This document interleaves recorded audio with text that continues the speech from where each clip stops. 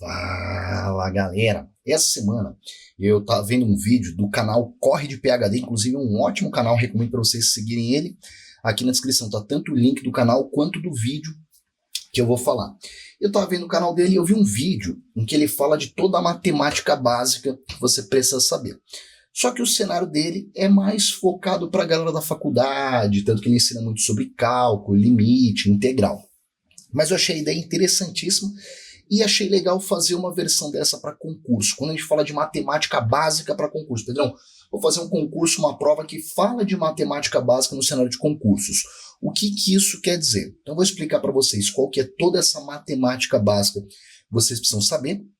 Vou tentar organizar tudo em uma única lousa pra gente, e aí no final eu até vou me tirar da tela para você poder usar essa lousa como um print ali. Você tira esse print e ela vai servir meio como um guia geral de estudos para você saber tudo que você precisa estudar, mais ou menos qual que é a ordem dos temas, o que leva de uma coisa para outra e tal, tá certo? Então, começando, vem comigo aqui na tela já. E galera, começou o estudo. Pedrão, tô no zero, sem nada, baita dificuldade com matemática. Vou mal, não vou conseguir, vai. Por onde eu vou começar? Galera, o básico é operações matemáticas básicas. Acabou. Certo? As operações matemáticas básicas, que eu vou deixar só como operações básicas, certo? Quais são elas? Você já sabe. Basicamente, soma, subtração, multiplicação e divisão.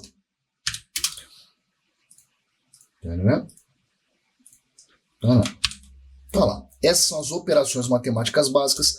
Primeira coisa que você precisa dominar são elas. Inclusive, tem vídeo no canal sobre muitas dessas coisas. Eu vou até colocar aqui na descrição quais são esses vídeos. De operações matemáticas básicas, nós temos 2 vídeos, na verdade 3. Uma aula sobre multiplicação, uma aula sobre divisão, e a gente tem um aulão ali de mais de 2 horas, que é operações de combate, onde a gente treina cada um desses tópicos. Então, primeira coisa que você precisa dominar: soma, subtração, multiplicação e divisão. Não dá para ter problema com essas continhas, não dá para se atrapalhar. Pedrão, a divisão tem vírgula, não dá. Você tem que dominar essa resolução, tá legal? E como você vai aprender isso? Fazendo conta, treinando, treinando, treinando. Lembrando que qualquer problema que você tenha, pode mandar para mim, que a gente troca uma ideia sobre isso. Fez as operações básicas, você, com a divisão, vai entrar na fração inevitavelmente. Você vai sair ali do cenário dos números inteiros e entrar nos números racionais. Eu só não vou bater muito nessa tecla dos conjuntos numéricos nesse vídeo, porque para concurso isso não é muito explorado. Mas, inevitavelmente, a gente vai começar a falar na sequência das operações com frações. E aí são as mesmas, e você tem que dominar tudo isso também com fração. Então, saber somar, subtrair, multiplicar e dividir, caso você tenha tanto um número inteiro quanto um número fracionário. Saber fazer soma com fração, subtração com fração, multiplicação e divisão. Tem vídeo também sobre isso, nossas operações de combate 2. De novo, tá na descrição. Tá legal? Começou a falar disso aqui, você inevitavelmente vai ter que trabalhar com a conversão entre formatos numéricos, certo? E aí, saber trabalhar neste momento com a conversão de um número decimal por um número fracionário é fundamental, certo? Vou tirar daqui um pouquinho. Saber trabalhar com a conversão de um número decimal para um número fracionário vai ser fundamental. Inclusive, você tem que fazer essa conversão nos 2 sentidos. Então, não só de decimal para fracionário, mas também de fracionário para decimal. Pronto, a Zeldinha estava atrás da tela aqui. Ela começou a mexer na minha câmera, achei que ia balançar aqui e tirei. Então, vamos lá. Saber fazer essa conversão de decimal para fracionário vai ser fundamental nessas operações. Até porque na prova de vocês é muito comum o examinador explorar se vocês sabem fazer essa conversão. Tá? Então é muito comum ele trazer no enunciado números em forma fracionária, mas nas alternativas você tem como decimal e vice-versa. Também pode ter de você ter números decimais, mas na alternativa aparecer como fracionário. Então saber fazer essa conversão vai ser muito importante, certo? Depois daí, a gente avança para um outro formato numérico. Por quê? As pessoas normalmente veem a porcentagem como uma matéria isolada, mas na verdade porcentagem é meio que só um formato numérico, o formato percentual. Então, além de saber fazer essa transformação, saber trabalhar com o formato percentual também é importante. E o formato percentual é basicamente quando ele traz um símbolo ali representando a divisão de porcento. Tem vídeo também, tá lá. Então, essas transformações precisam ser algo bem tranquilo na cabeça de vocês.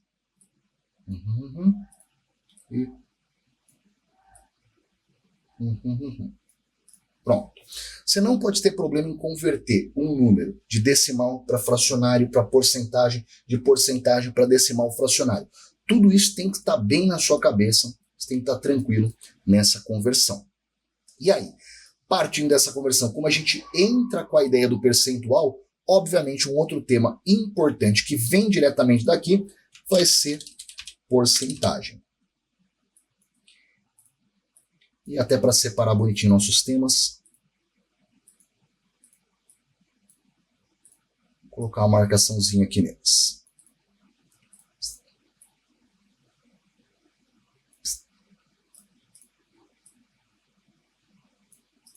Tá lá. Porcentagem hoje, talvez o tema mais cobrado na prova de vocês, ou talvez o tema isoladamente mais cobrado na prova de vocês, e eu já explico isso. Quando a gente fala de porcentagem, você tem algumas coisas que podem ser cobradas aqui dentro. Primeiro, cálculo de porcentagem de alguma coisa, ou calcular o quanto uma coisa representa percentualmente de algo, tem um vídeo, mas também daqui vão ramificar algumas coisas.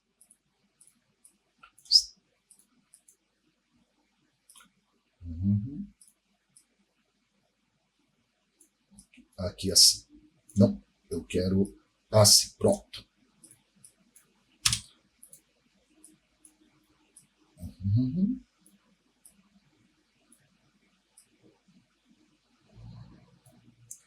Então, quando a gente fala de porcentagem, a gente pode ter, além do conceito de porcentagem isolado em si, a gente pode ter o aumento percentual, ou que é chamado de fator de aumento, certo? Fator de aumento. Vou até colocar aqui.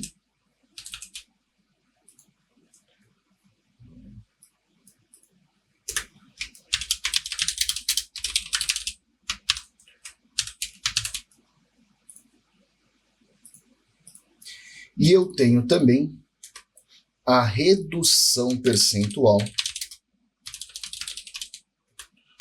ou fator de redução.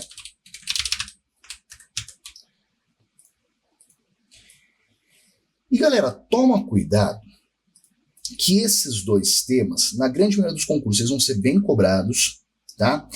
E esses dois temas, eles podem te trazer uma falsa ideia de entendimento sobre eles que vocês não têm. Pedrão, como assim? Como assim? Vou explicar. Quando você fala de aumento percentual, você pode pensar num exemplo bobo em que você vai dar, sei lá, 10% de aumento em cima de R$100. Tenho R$100 e eu vou dar 10% de aumento nesses R$100. Quando você pensa nisso, é bem simples, 10% de R$100, R$10, 100 mais 10, 110. Acabou. E aí você tem essa percepção e fala, beleza, eu entendi esse tema. Tá, só que essa é só uma visão do problema. Eu poderia trazer, por exemplo, um valor que eu não conheço, sofre um aumento de 10%, seguido de um aumento de 3%, seguido de um aumento de 15%, e no final vira R$700. Qual era o valor original? Repara que se você for pensar em calculando o percentual isoladamente, você não vai conseguir. Então, galera, é muito, muito, muito importante que vocês dominem o conceito de fator de aumento e fator de redução. Não é só saber fazer um aumento percentual simples. Você tem que entender o conceito do fator de aumento como 1 mais percentual. Um aumento de 10% como 1,1. Um aumento de 32% como 1,32. Isso é importante, tá legal? E na redução a mesma coisa, entender a redução percentual não fazendo separado, não calculando a porcentagem do número e tirando, mas sim saber calcular direto em cima do fator de redução. Então, estes dois tópicos, fator de aumento e fator de redução, são obrigatórios, tá? A grande maioria dos concursos cobra e é obrigatório vocês dominarem isso, não só aumentar percentualmente, mas dominar o conceito de fator de aumento e fator de redução. Quando a gente entra com isso, já começa naturalmente a aparecer mais incógnita na nossa vida. E daqui esse conhecimento vai dividir em duas partes, certo? Primeiro, para você conseguir trabalhar com tudo isso, inevitavelmente você vai cair em incógnita, e para resolver problemas com incógnita, você tem que saber trabalhar com equação e sistema. Então, já vamos acrescentar dois tópicos aqui,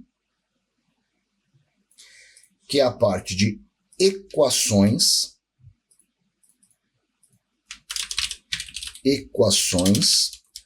primeiro e segundo grau,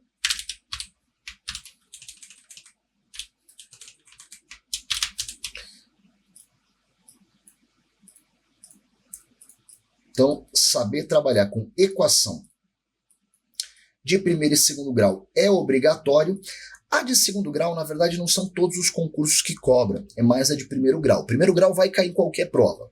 E aí, quando for um tema que tem uma certa condicional, eu vou colocar em verde para vocês. Então, tudo que aparecer em preto e outras cores, vocês sabem, vai estar em toda a prova. O que eu colocar em verde, vale observação de que pode ser que não caia na sua prova. Então, sempre é legal você dar uma analisada no edital para saber se vai ser cobrado, mas que normalmente aparece. Então, em preto, tema obrigatório, e em verde, temas muito comuns, mas não necessariamente obrigatórios, certo?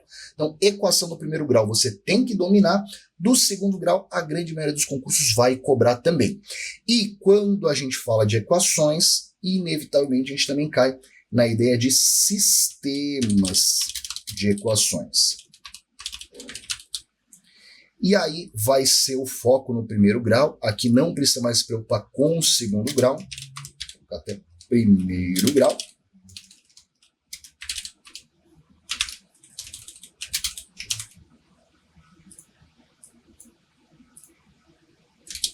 Mas, de novo, tá em toda a prova, tem que saber, não tem discussão. Beleza? Inclusive, eu vou até colocar uma marcaçãozinha aqui especial nesses 4 tópicos, vou colocar eles em roxinho. Por quê? Porque esses são os tópicos de cálculo básico, tá? Lembra que eu falei para vocês que porcentagem é um tema que talvez isoladamente seja o mais cobrado de todos? Show! Agora, o que mais vai estar na sua prova são esses 4 temas em roxo. Por quê? Embora eles não apareçam de forma isolada, eles vão estar presentes dentro de todas as questões. Então, toda questão que envolva a porcentagem, inevitavelmente, vai trabalhar com operações matemáticas básicas e, normalmente, vai trabalhar também com equação e sistema. Toda a questão de juros, geometria, toda a questão de matemática vai inevitavelmente cair nesses 4 tópicos. Então, aqui em roxo, a gente tem o que mais aparece na sua prova, considerando direta ou indiretamente, como parte de uma questão, e a porcentagem seria o tema que isoladamente mais aparece. E aí, dominou equação e sistema para conseguir trabalhar com porcentagem em outros tópicos, a gente tem a evolução natural do aumento percentual.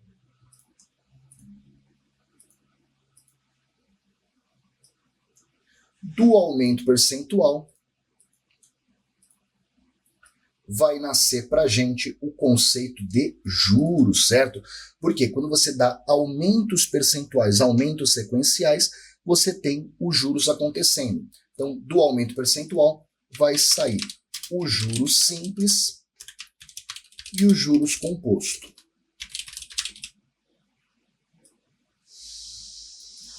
Ah, Pedrão, é juro, não é juros, é... Galera, tanto faz, coloca do jeito que você quiser, não interessa muito. Até que tem uma diferença entre juro e juros, mas eu estou escrevendo como normalmente aparece, juros simples e composto. Então, esses dois temas que vão derivar da parte de aumento percentual. Pedrão, os dois são muito cobrados? O juros composto, ele não aparece em todos os concursos. Por exemplo, quando você pega algumas provas da VUNESP, você não tem juros composto. Então, vou deixar ele em verde. Lembra, verde é um tema condicional, pode estar na sua prova, é muito comum que esteja, mas não é uma regra. E em preto, aí tema que vai estar presente, não tem jeito, certo? Então, dominar, depois do aumento percentual, o juros simples e o composto, que são basicamente os aumentos sequenciais, vai ser fundamental. Daqui, outra parte que cai muito, outra parte que aparece, é o nosso nicho da razão e proporção.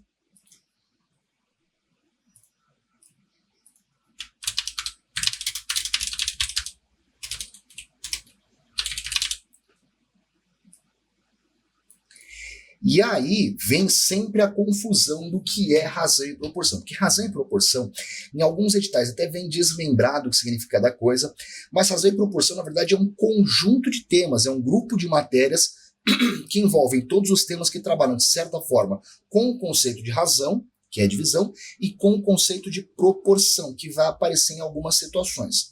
Então, daqui, a gente vai ter algumas possibilidades, certo? Quando a gente fala de razão e proporção, a gente pode estar falando do próprio conceito de razão. E o que é razão? Razão é divisão. Duas grandezas estão na razão 2/3, ou seja, quando eu faço a divisão entre elas, eu tenho 2/3. Razão é divisão.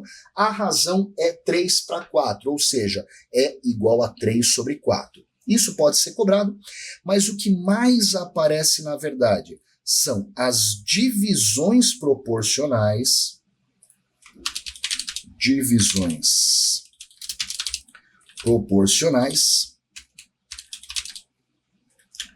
e aqui entra a divisão diretamente e inversamente,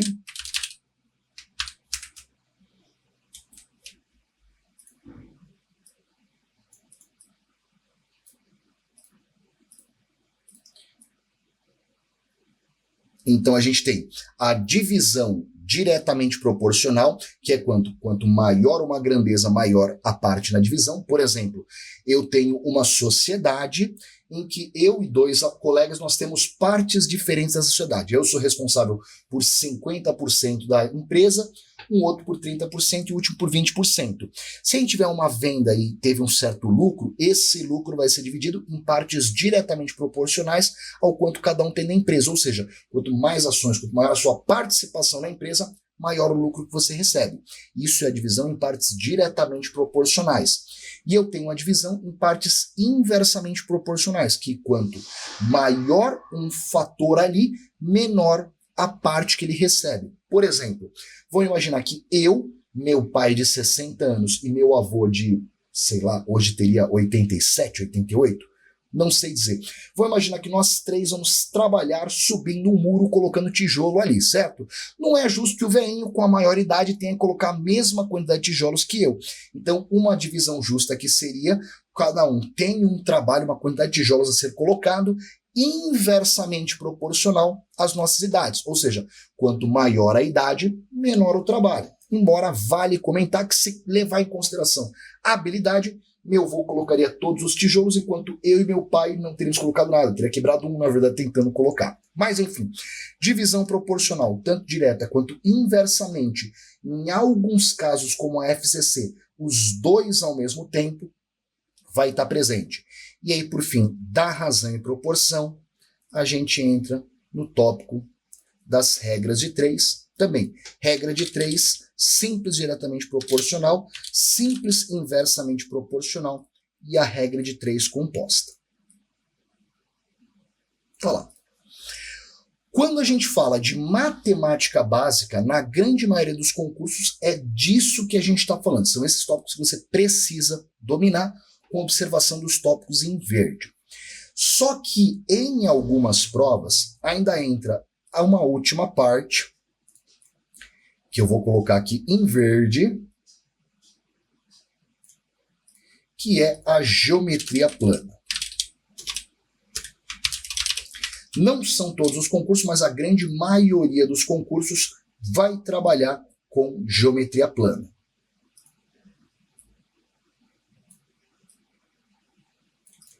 E aí, se entra a geometria plana na jogada, já entra uma série de temas que você precisa conhecer dentro disso.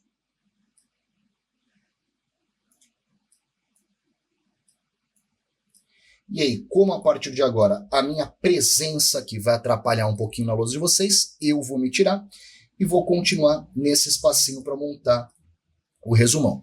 Então, quando a gente fala de geometria plana para concurso, é lógico, tem sempre concursos específicos que podem cobrar temas isolados e tal. Mas falando da grande massa, daquilo que é a geometria básica para concurso, que você precisa conhecer em concurso, primeira coisa que a gente vai ter é o Teorema de Pitágoras. Então, Teorema de Pitágoras. Opa! Acabou. Tem que saber Teorema de Pitágoras, isso vai estar na sua prova. Se cai geometria, cai Pitágoras, e cai um monte. E aí, além do Teorema de Pitágoras, outro tema que sempre vai ser cobrado, que é campeão de perguntas em provas, é o conceito de área. As áreas de figuras planas, obviamente. Para a área, é interessante saber todas as fórmulas de área, certo? Todas as fórmulas de área são essenciais. Mas, quando você analisa o que é mais cobrado, não são todas em si. Tem uma certa tendência. Então, quando a gente fala de área, a grande tendência dos concursos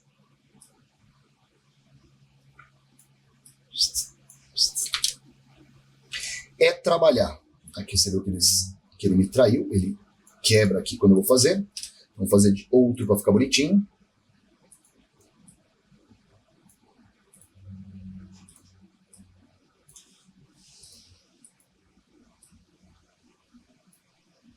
Agora sim.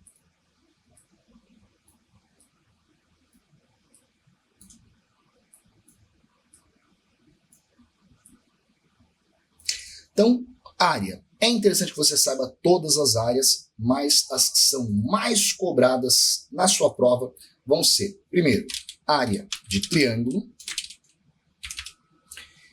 base vezes altura sobre 2, e a ideia do triângulo retângulo, cateto vezes cateto sobre 2, que é a base vezes altura, na verdade, também. Então, área de triângulo, depois, quadrado e retângulo,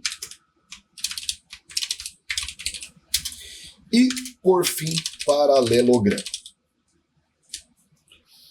Estas são as principais áreas cobradas. Então, de novo, geometria é um tema importante, é um tema que você tem que saber. Então não custa nada saber todas as áreas, mas as que são mais cobradas para você ficar ligado são essas aqui: triângulo, quadrado, retângulo e paralelogramo. Quando você analisa a grande massa das questões de área, você tem ali 90% dessas questões trabalhando com esses tópicos. E galera, nessa lousa tem um resumão do que é matemática básica para concurso. Para você entender isso, para você estar preparado. Pedrão, ainda não saiu edital, estou me preparando para concursos no geral, o que eu preciso saber? É isso. Tendo um domínio de tudo isso que está na lousa, qualquer variação que possa aparecer no seu edital é só um detalhe que você consegue tranquilamente corrigir e estudar a tempo. Esse aqui é o conjunto que mais cai, e o meu conselho é: olha na descrição os links para os vídeos que a gente tem sobre tudo isso. Se tiver qualquer dificuldade sobre qualquer um desses temas, pode mandar para mim e dá um print nessa lousa, inclusive estou deixando ela aberta aí para vocês para isso. Dá um print nessa lousa e usa como uma referência para você estudar, organizar seus estudos, entender quais temas vocês dominam e quais temas vocês têm dúvida para a gente resolver, tá certo? E se quiser um vídeo sobre qualquer um desses temas especificamente, é só falar para mim que a gente faz ou trata desse tema numa live, vai ser sempre um prazer, certo? Então, senhoras e senhores, vou ficando por aqui e claro, se gostou desse vídeo, não deixa de curtir ele, deixa o like, dá um help para mim, comenta, inclusive comentário é muito importante, pode deixar sua dúvida, eu respondo, pode deixar sugestão, o que quiser, se inscreve no canal, ativa o sininho e, por favor, compartilha com a geral para dar uma força pra gente, tá legal? Um beijo enorme, Até uma próxima. Tchau.